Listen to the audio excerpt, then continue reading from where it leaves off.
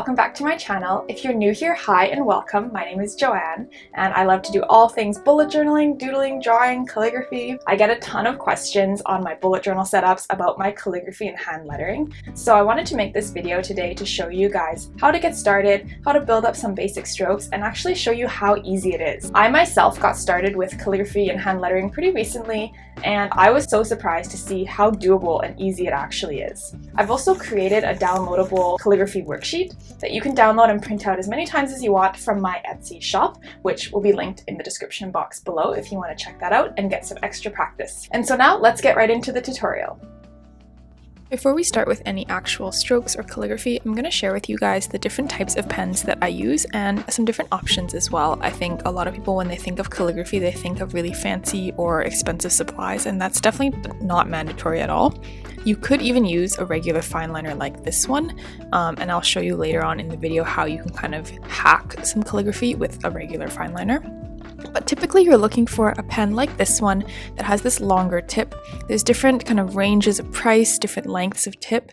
Generally, the longer the tip, it will be a little bit harder to control. Like this one is quite long and thin, so this one is a little bit more advanced, I would say.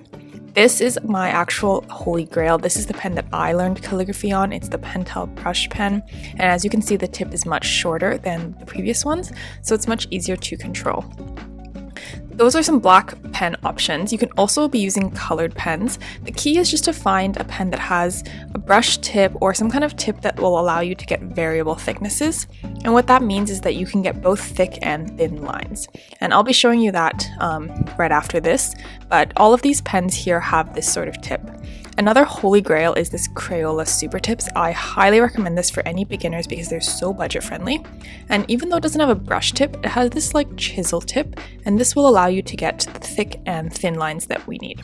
You can even go a bit rogue and use these like really kiddie markers. It's harder to control, I think, but it does have that same chisel tip, so theoretically it would work as well. All of these pens will be linked in the description box below, but for the sake of this video, I'm going to be using my Pentel brush pen, the black one, and the Crayola Super Tips pen.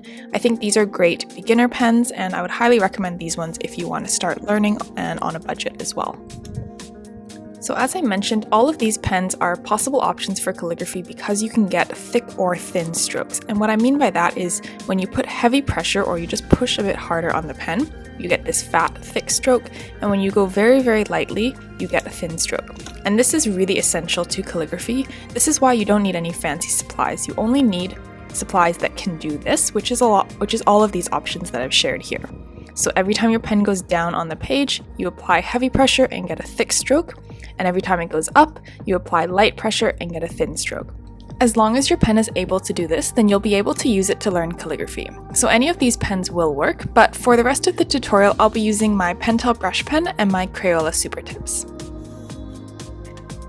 Now let's move on to the basic strokes. Calligraphy looks really complicated and some of the lettering can be difficult, but every letter is broken down into these basic 7 strokes. So start by learning these strokes and take it one stroke at a time. When we break it down piece by piece and stroke by stroke, you'll see that it's not actually so difficult. So the very, very fundamental thing, as I mentioned before, is to put heavy pressure when going down and light pressure when going up.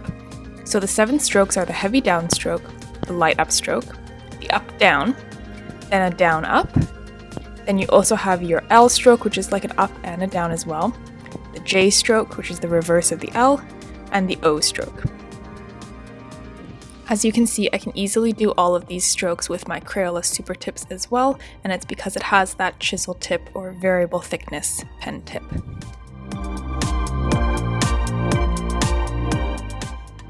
It's really important to get the hang of these basic strokes, so I would practice these dozens of times. This is just an example, but when I was learning, I practiced for pages and pages just of the basic strokes, and that helped me kind of get that muscle memory and get used to these sort of strokes. For me, what I find the hardest about these strokes is these what I call transition points, where you switch from the light pressure to the heavy down pressure or vice versa. And so this is the most critical part, and it's what I find most difficult. And so by practicing these basic strokes, you can also get a chance to practice transitioning your pressure from light to heavy and then heavy back to light. My downloadable calligraphy worksheet comes with a whole page dedicated to just these basic strokes, and if you can get these strokes down and be comfortable with all of them, I would say you're like halfway there to learning how to write the alphabet, so make sure you invest some time into these strokes.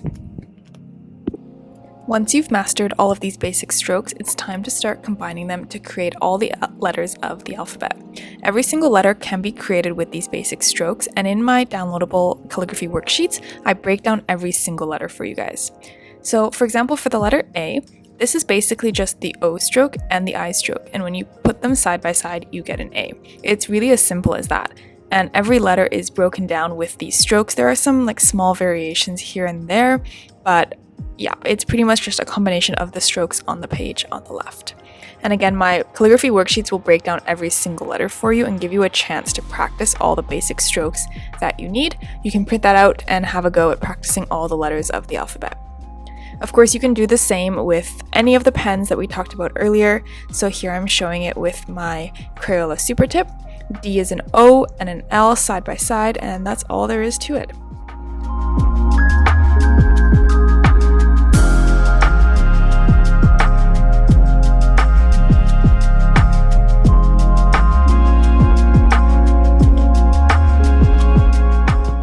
If you want to get a little bit more fancy and start experimenting with some more unique lettering styles, here are a few other ideas that you can try out. So the first one is this hollow shadow effect, and this is actually the hack that I was talking about at the beginning of the video. If you only have a fine tip marker, you can actually still do calligraphy.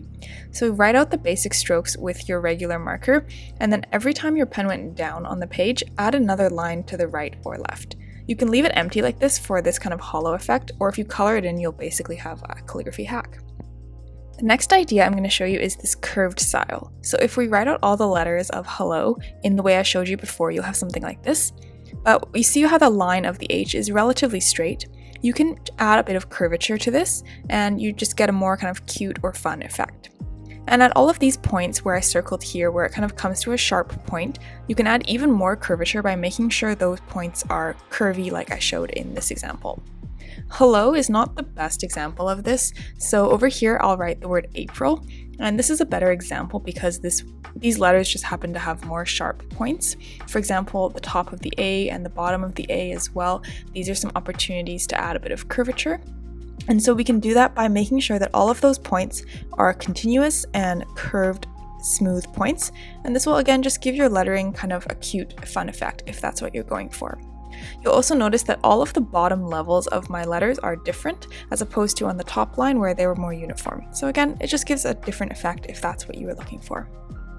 And finally, we're kind of getting more into like hand lettering and fonts territory rather than calligraphy, but this is another really cool idea. You can easily add a drop shadow.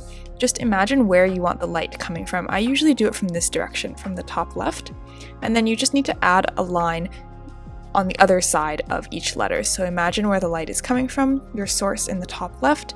On the right of each stroke, the light would be blocked, and so that's where you add a shadow. So I've written the word in color and added a black shadow. You can do the reverse, add a color to a black word, whatever suits your style or whatever you're working on at the time. But these are some fun ideas that you can kind of take it one step further once you've mastered the basics of calligraphy. In summary, all you need to get started is a pen that can produce a thick and thin line. Any of the ones I've showed will work. Then start by practicing those basic strokes, and don't feel like you're wasting time practicing these many times. They are so important because you'll use them to build up the letters of the alphabet.